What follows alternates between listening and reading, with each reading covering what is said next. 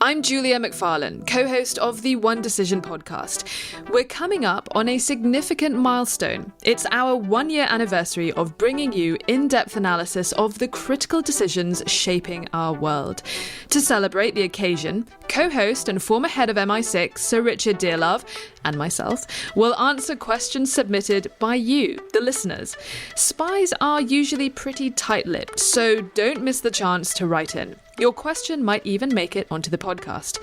For more information, head over to onedecisionpodcast.com. You're listening to One Decision, the show that looks at the key decisions being made today that have global impact. This week, we're in New York. As world leaders converge here in the city for the United Nations General Assembly, all eyes are on Moscow. President Vladimir Putin yesterday announced a partial mobilization in order to support troops after the Russian armed forces have suffered a series of major setbacks in the war against Ukraine. In a television address to the nation, he said that Russia was being threatened with nuclear blackmail by the West and was using Ukrainian soldiers as proxies to attack his country. Defense Minister Sergei Shoigu followed, saying that up to 300,000 reservists could be called up, people with relevant military training and experience. Should Ukraine be worried about a boost in Russian troops? How achievable is it to have a fighting force of 300,000 after all the Russian losses so far? Well, joining us to answer those questions, Shashank Joshi, the defense editor of The Economist, formerly of the Royal United Services Institute, and of course, Sir Richard Dearlove, my regular co-host, the former chief of MI6. Shashank, I want to start off with just the lay of the land and what has been happening, particularly to Putin's position before he made that announcement. A week ago, it was a summit of the Shanghai Cooperation Organisation in Samarkand in Uzbekistan.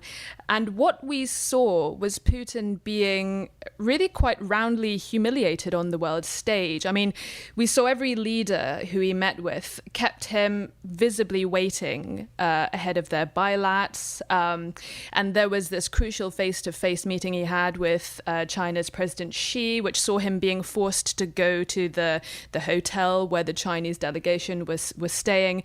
And he seemed also obliged to acknowledge that China had expressed questions and concerns over the war in Ukraine. And then he said a few similar things after his meeting with India. And then we actually had the Indian Prime Minister Narendra Modi say that I know today's era is not an era of war, and I have spoken to you on the phone about this. Quite a public smackdown from Putin on many sides in that summit last week. At the same time that was happening, Ukraine obviously conducting this lightning offensive to take back some of Russia's gains in the east, making incredible advances in the Kherson and Kharkiv regions. We saw thousands of Russian soldiers deserting their positions, abandoning their equipment. Meanwhile, the Russian government described it as a strategic regrouping that received a lot of mockery online.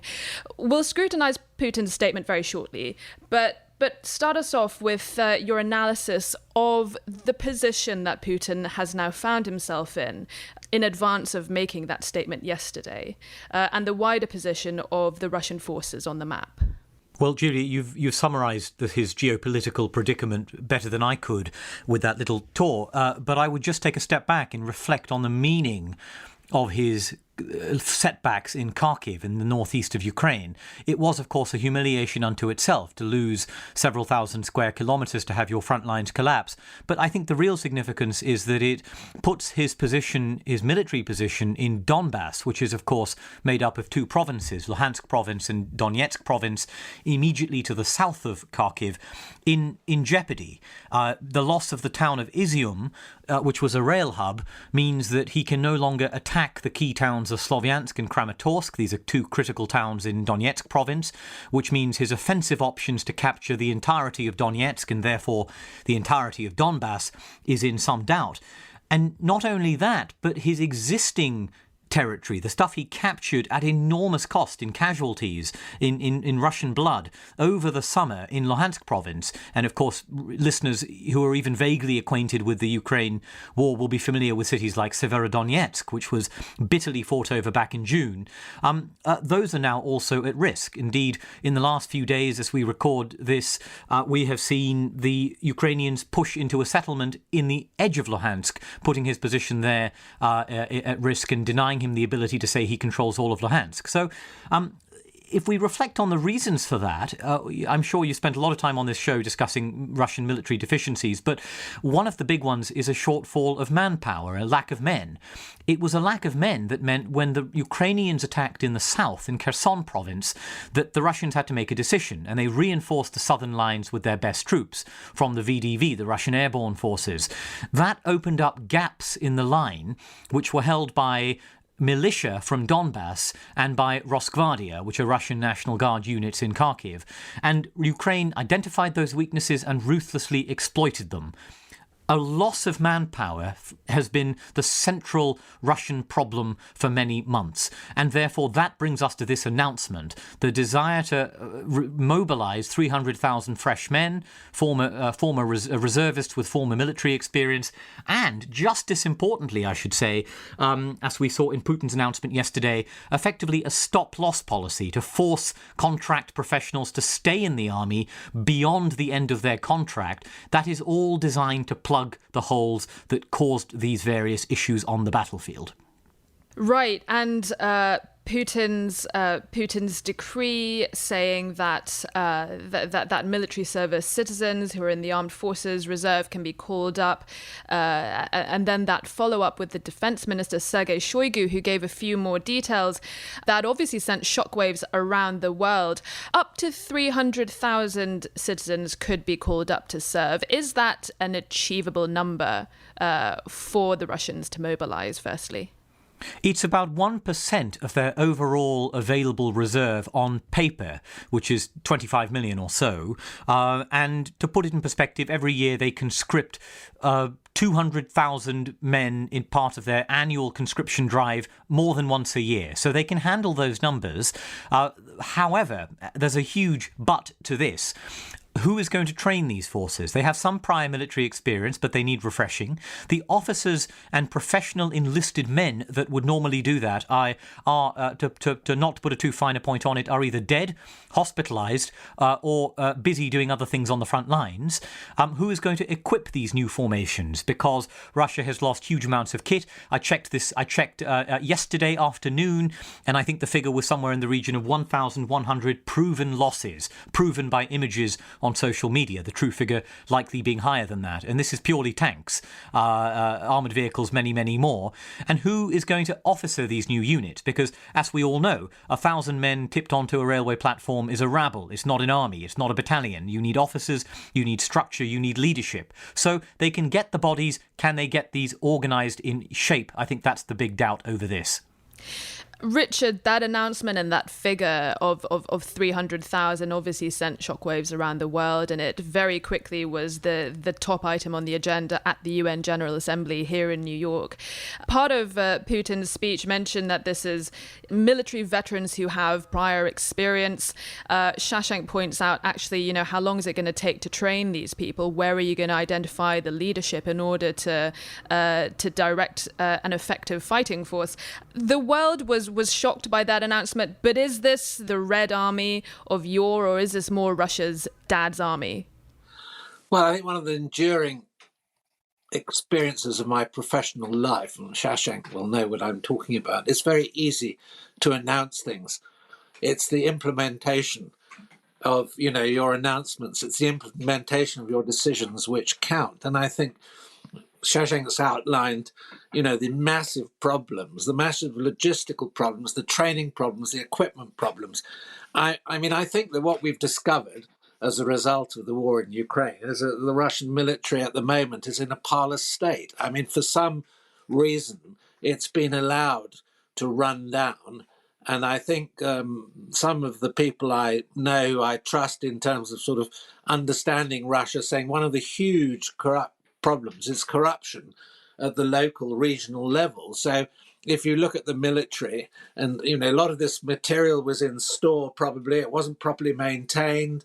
Money that was meant to be spent on the maintenance of equipment was going adrift. I mean, simple things like, the tires had rotted, or the gearboxes hadn't been oiled because maybe the money that was intended to do this, or had been diverted into the pockets of local officialdom.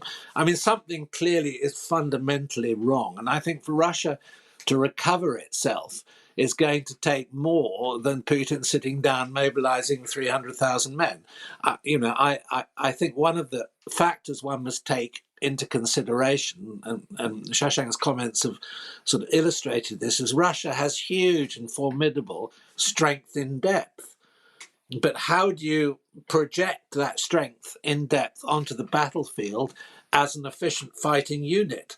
And, what we've discovered also is that the Russian military, confronting, let's say, a NATO-trained army with different equipment, has come off very, very badly indeed.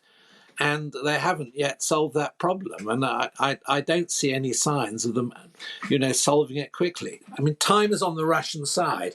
So if they can delay the war, if they can spin it out, maybe in a year's time, things would look more favorable for the Russian militarily. But at the moment, they look pretty disastrous.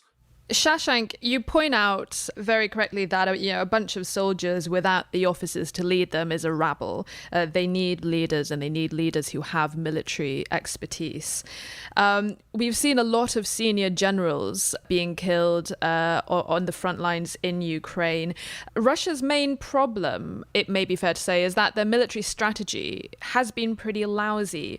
But recently they have been making some logical moves. The New York Times reported in the last few days that they've been blowing up some Ukrainian pontoon bridges in the Inulets River, which apparently supply key routes to Ukrainian positions. Now, if the Russians make smart choices, could they reverse the Ukrainian gains recently, and could they move towards a secure takeover of the eastern regions? And if they do, will they have the capacity to defend that ground in terms of their manpower, but also the supplies, the fuel, the ammo, the tech, the food needed to support those soldiers in those positions?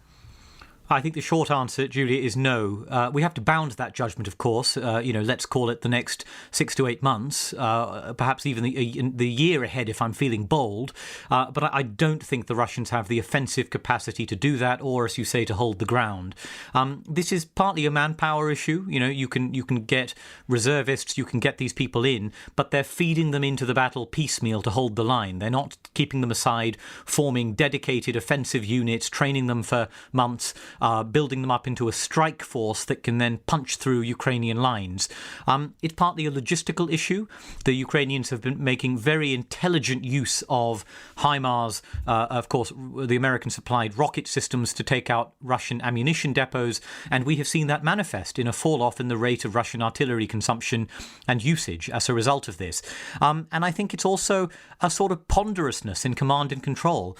One of the things that made the Kharkiv offensive for the Ukrainians so effective was the ability to use surprise, the ability to gather troops, particularly light troops, reconnaissance units, lightly rapid mobile forces, really using deception, using guile, using a sort of secrecy, and using them without the Russians realizing. Although I can tell you, some of the facts of this build-up were in the open source, because I saw open source analysts tracking this build-up outside of Kharkiv for a week before it happened. So it wasn't a complete secret. It was a sort of failure to use that intelligence.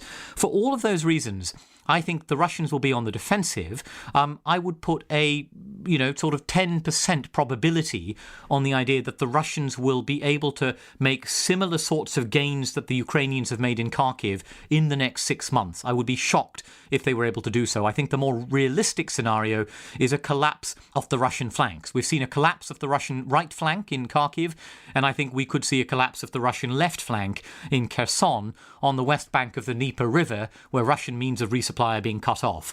It doesn't mean that they won't be able to make some grinding gains in Donetsk, where they've been squeezing and grinding away at Bakhmut, a city in Donetsk province, but it'll come at substantial cost, and it's not going to be a breakthrough. It will be a grinding attritional advance. Fascinating. A lot of the reaction yesterday latched on to threat of nuclear retaliation, and a lot of people going back to look at the wording of the nuclear decree that Putin signed a few months ago. Now, something else that has happened recently is that these sham referendums have been announced in some of the breakaway provinces in eastern Ukraine, and of course people are now asking the question, given that the nuclear decree links territory and sovereignty with the nuclear response pretty closely. So obviously the idea of any kind of sub-strategic or tactical nuclear weapon would be something designed to shock Ukraine and the world into submission. Shashank, what do you make of Putin's nuclear threat? Do you think it is a serious one? And then what do we know about Russia's nuclear program anyway? What do we know about Putin's nukes? How many does he have? Well, nobody knows what Putin will do other than Putin himself. And we, of course, must preface, all discussions with that caveat. But I will say that I think the character of these discussions is changing. In the first month of the war, the first 2 months, our concern was a NATO-Russia conflagration, born perhaps of Russian strength, of Russian breakthroughs pushing west, and Russian attacks on NATO convoys perhaps in Europe. The discussion we're having today is very different, isn't it? It's about Russian weakness, desperation, a sense of Russian loss, and the use of nuclear weapons not to sort of deter NATO intervention in the conflict, but as a coercive instrument to try and, as you put it, psychologically shock the Ukrainians into submission. Now, we must take it seriously because desperate leaders do desperate things, and it's possible that Putin perceives loss on the battlefield in Ukraine as tantamount to, or as a precursor to, the loss of his regime and the instability of his regime. And we must remember that bond in the mind of an autocrat, which we may not be able to perceive from our vantage point of our nuclear doctrine and our way of looking at these things. However, I will say what's very important is that Ukraine has struck Russian territory in the course of this conflict. It struck Belgorod with helicopter attacks, with missiles. It struck Russian claimed territory in Crimea with special forces raids, with loitering munitions and so on. That hasn't provoked a dramatic escalation despite Russian threats to do so. So we must take Russian threats, in my view, seriously, but not always entirely literally, because that is, of course, the effect that Mr. Putin wants to have in us. He wants to instill that fear in us and to paralyze us and to make us temper Ukrainian attacks on their own soil, which I think would be a mistake. As a factual coda to that, Julia, in answer to your question, the Russians, of course, have roughly similar numbers of strategic weapons, that is intercontinental ballistic missiles and the like, as the United States. If you count deployed and non-deployed warheads, including those in reserve, we're talking well over 5,000. But if you count deployed ones, we're talking far short of that, a far smaller number. But Russia, I will say, has an advantage in what we call non-strategic nuclear weapons, or what in ordinary parlance we'd call tactical nuclear weapons, of shorter range, typically of lower yield, and it's those sorts of weapons that we're discussing when we talk about Russian use in Ukraine. Potentially, for example, a demonstrative strike over the Black Sea, a strike on Snake Island, or a low-yield weapon against a military base. Those are the kinds of weapons we're talking about, and Russia is estimated to have many thousands of those in its possession, delivered by sea, by cruise missiles on land, and by air as well. A tactical strike over the Black Sea, it seems like that could be maybe the first tangible physical step of escalation, and a terrifying thought to consider. Richard, Shashank says absolutely correctly that Putin, by all accounts, is increasingly desperate. Now, you made the prediction a few months ago on our podcast that you thought that Putin would be shuffled off to the sanatorium by the end of the year. Let's revisit that prediction. Do you still think that's going to be the case? You've got a few months left to go. Well, I think in terms of scenarios for Putin's demise, if this were to happen, I mean, of course, it's a guess. We don't know. But there's no question, I think, that Putin has some sort of illness. Now, is it terminal? Is it serious? I was actually talking to someone earlier this afternoon, and I was speculating it's Parkinson's. Well, Parkinson's can last for a very long time, and you can continue to function, or it can gallop and suddenly kill you. So, it's very difficult to predict. I think what I would say is, amongst Putin's inner circle, there must now be serious concern. I mean, the Russian leadership, and I've dealt with them, they're intelligent, incisive, clever people. We may disagree with them fundamentally at the moment, but they must realize that they have got themselves into a parlous situation by, their special military operation in inverted commas. It's not happened at all as they set out, as they surmised. It was meant to bowl over the government within a 10-day, 2-week period before the West had even thought about it. And, they're literally an internecine war. This is a bit like a civil war. And we all know that, wars of fratricide are the most deadly and uncompromising. So, in a way, Putin is heading, into a dead-end street, and it's difficult for him to turn around.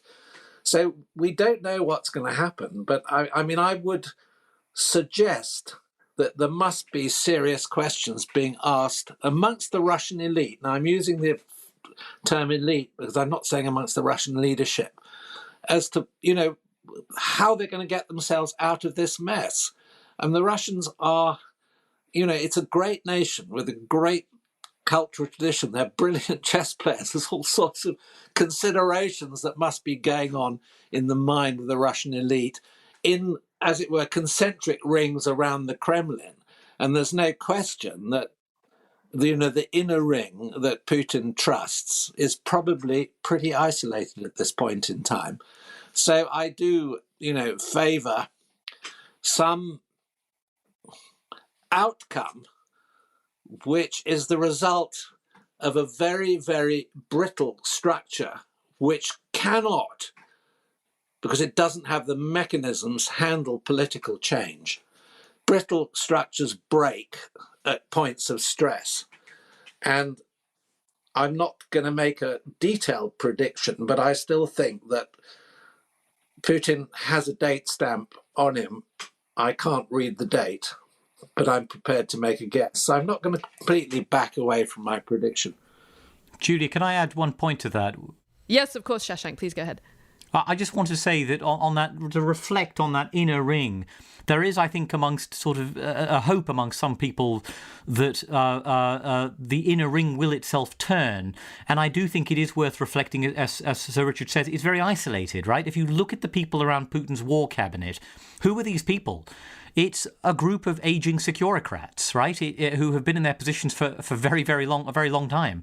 You have Nikolai Patrushev, you have Alexander Bortnikov, the head of the FSB, Sergei Shoigu, the defense minister.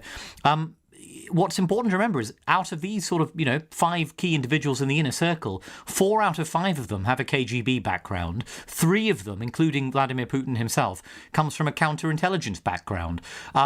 So it really is. I share that diagnosis of brittleness and isolation. And I think there's a real concern that this group is not necessarily getting a full picture of the war. They're not necessarily getting a full unvarnished picture of their military frailties, of their casualties, of their losses, and their future prospects. And the military, perhaps like many militaries elsewhere, and not a million miles from home, sometimes tell their political leadership they can do things and achieve things that they can't, and they do conceal bad news from going up the chain. I think that's so right. And this is a question that we've asked on this podcast before. I would like to put it to you, is given that Putin's ruling clique, as you point out, most of them are former intelligence officers. A lot of them don't have a military background. How do you think the Russian armed forces and how do you think the leaders and senior figures in the military feel about the war that they are having to fight being directed by these former intelligence officers who don't have the military chops that they do, and by all accounts are executing it pretty badly?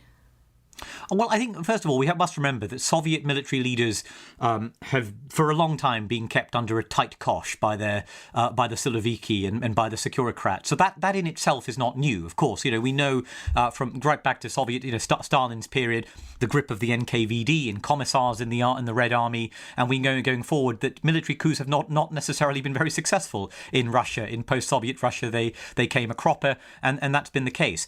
Sergei Shoigu is perhaps in a slightly different position because, unlike some previous Soviet or Russian defense ministers, his military service is rather limited.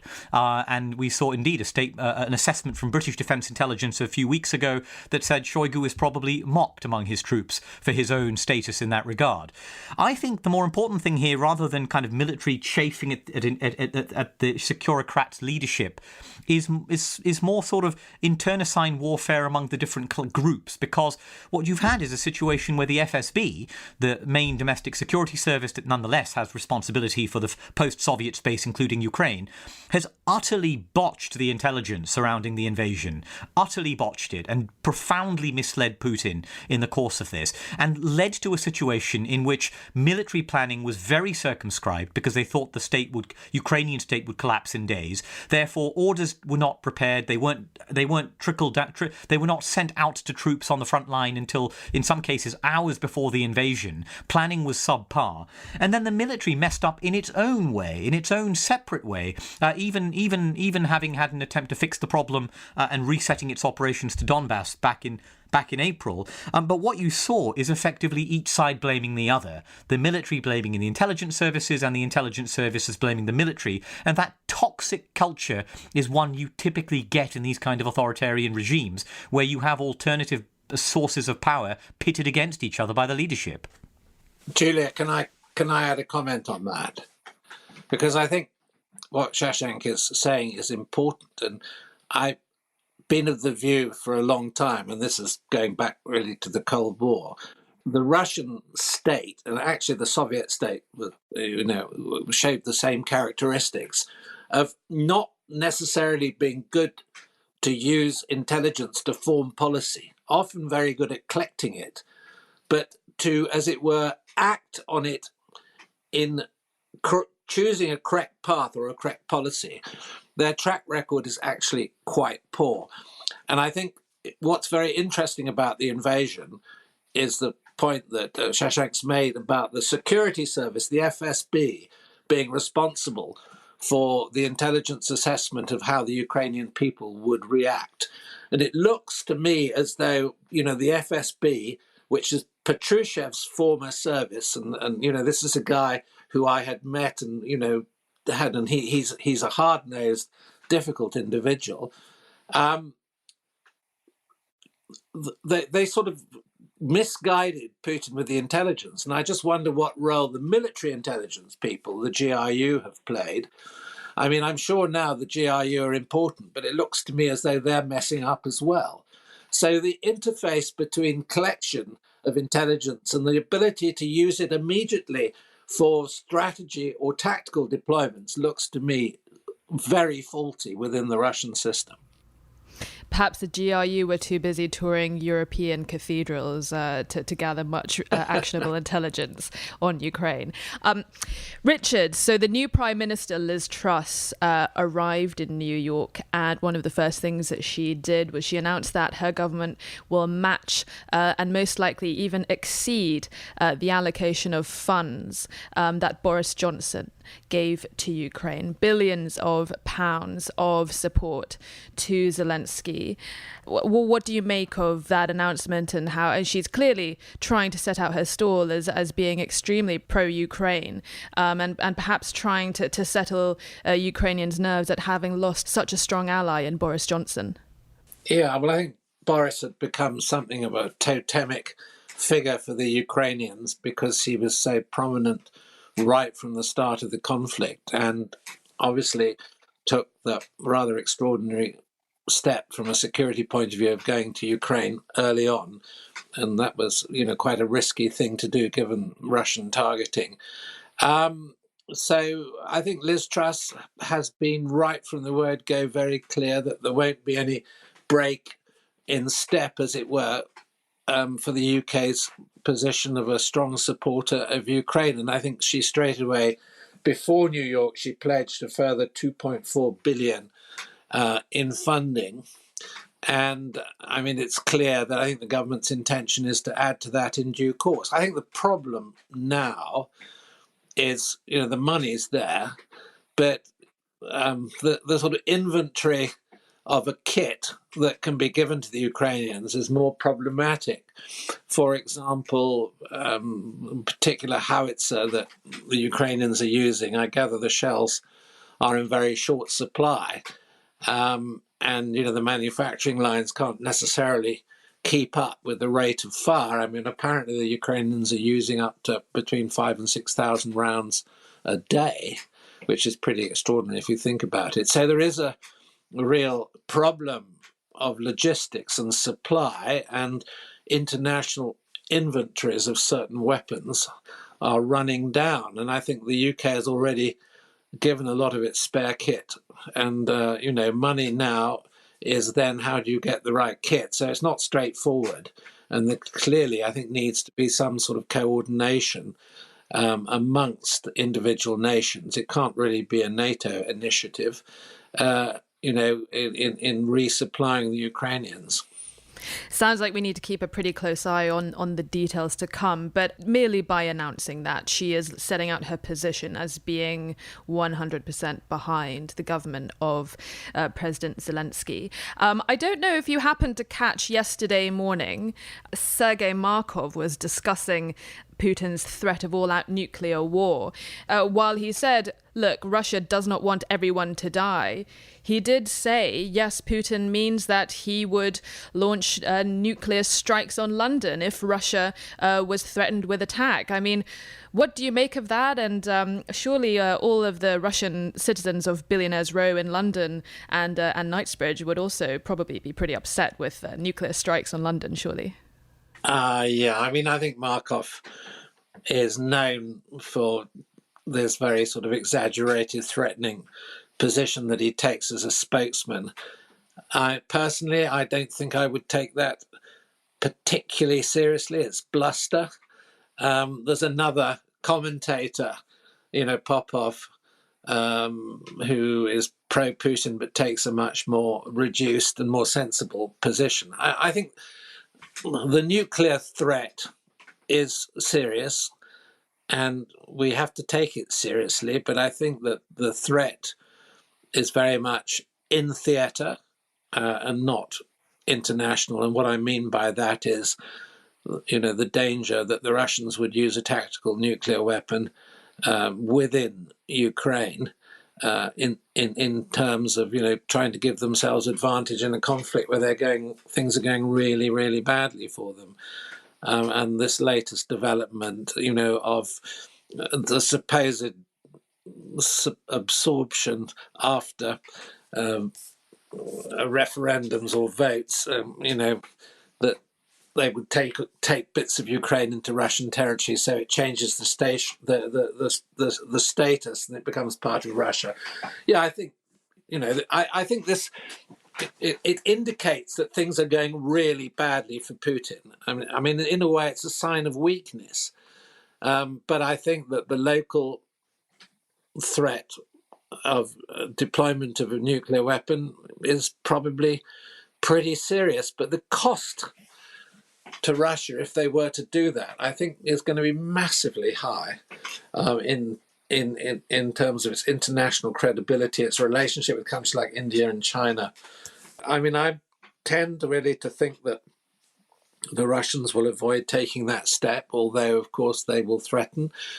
And the whole process of deterrence, is uncertainty. You're not quite sure what the other side is going to do if they have the capability to do something really terrible, which the Russians do. Right, you say it's bluster, but bluster has a purpose, does it not? It's intended and designed to create panic and to frighten us off and to get us to want to change our position. But the UK is potentially a target in this conflict, given that we have been extremely strong backers of the Ukrainians. Is that a status that you think the government and perhaps the British public at large will be comfortable with continuing to have? Or do you think that the British stomach for putting this country on the map, on the radar of Russia and getting drawn into this war is something that might cause Liz Truss problems?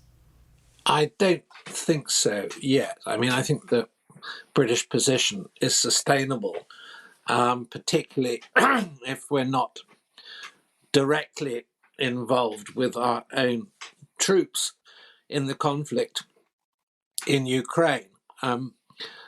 The idea of a nuclear attack on London, I mean, you're not talking about a nuclear attack on London, you're effectively talking about a global war. And bear in mind that Europe still sits under the American nuclear umbrella. And, what Putin is talking about in making, or some of his spokesmen making threats about a nuclear attack on the UK is, the obliteration of Moscow as well. So, I mean, I think in a way that's rather silly. But I mean, it's designed to sort of whip up a certain political sector in the UK who will start to question the UK's Ukrainian policy. And Shashank, tell us what you know about the UK's nuclear defence capabilities. I mean, is it within our capability to, if there was an incoming nuclear strike sent over from Russia, would we have the ability to defend ourselves? Could we shoot it out of the sky? What could we do in that event? As far as I'm aware, the United Kingdom has no effective strategic national ballistic missile defence capability of its own. But of course, NATO as an alliance does have some missile defence capability that is largely reliant on a system of radars based across alliance territory, ostensibly directed at rogue states like Iran and North Korea, but in practice it would have some limited utility in detecting Russian launches. I say limited because, of course, the transpolar routes of Russian ICBMs are very different to the route that an Iranian missile would take, and therefore the radars are arrayed differently. And the interception systems are largely dependent on American Aegis missile defense systems aboard their US Navy destroyers, which have the capability of intercepting things mid-course, which means as they go in space. But this, I don't want to leave anyone under illusions. This is not a capability that can intercept a strategic launch at scale.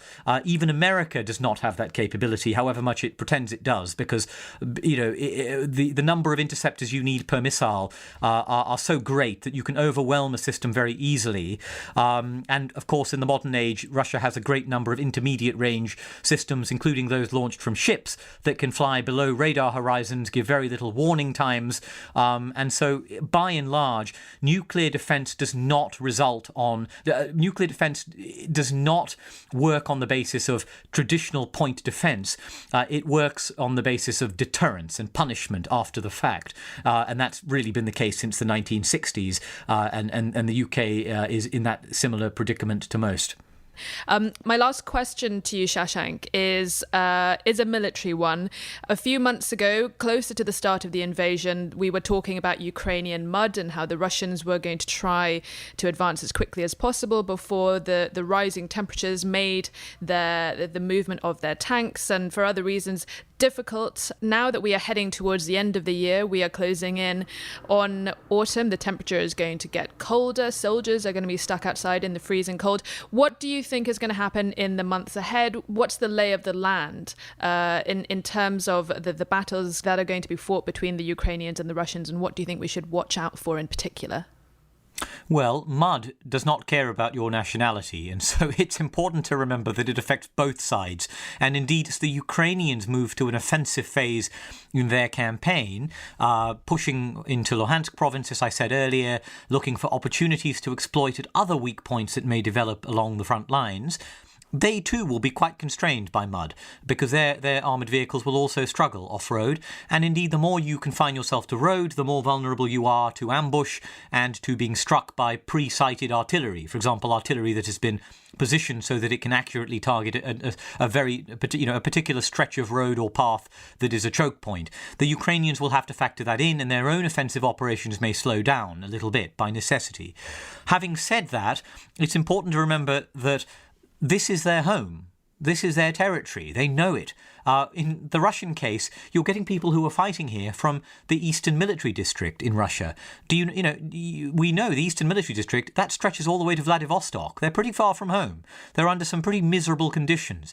And in some cases, they're trapped in some situations that are very nasty. If you look, for example, at Russian forces around Kherson City and in Kherson province to the west of the river, they can't get their resupplies very easily because the bridges are being constantly blown up by Ukrainian missiles. So I would say the Russians are going to have the worst winter of the two sides. It's also important to remember that the Ukrainians have some extremely good precision strike capability, which is taking out Russian command posts, depots, garrisons, bases. That's going to continue. That's not going to stop over the winter months. That campaign of precise attrition of strikes, what we call strikes in depth, because they're far behind the ostensible front lines, is going to continue to exact a very fierce toll on the Russian forces. That's not going to slow down. And I think the Ukrainians will stay calm and they'll continue doing what they're doing, which is building up their reserve brigades, getting training in our country, the United Kingdom, and weapons from a number of countries, looking forward to the spring, where I think they will come out with a potential advantage to use if they can find similar opportunities to exploit as they did in Kharkiv. So the winter's going to be tough on both sides, but I think it's going to be a little bit harder on the Russians. And can I add another point? I think that the Ukrainians have a significant, because they're on their own territory, intelligence advantage. So they will have sources behind and inside Russian lines, and we've already seen they have the capability to deploy special forces right into Crimea. So they will start to do more of that, which will, of course, increase Russians' feeling of vulnerability. It's going to be a tough winter for them. Tough for the Ukrainians too, but I think the overall advantage will lie on the Ukrainian side. Absolutely fascinating. I think that's a great note to end on. I've learned so much from this conversation from the two of you. I'm super, super grateful for you both joining us. It was so, so interesting. No problem at all. My pleasure. Shashank, I've really enjoyed listening to you. It's been great. That's all for this episode of One Decision. We drop new episodes every Thursday. Don't forget to subscribe so you never have to miss an episode. From me and the team, thanks for listening and see you next time.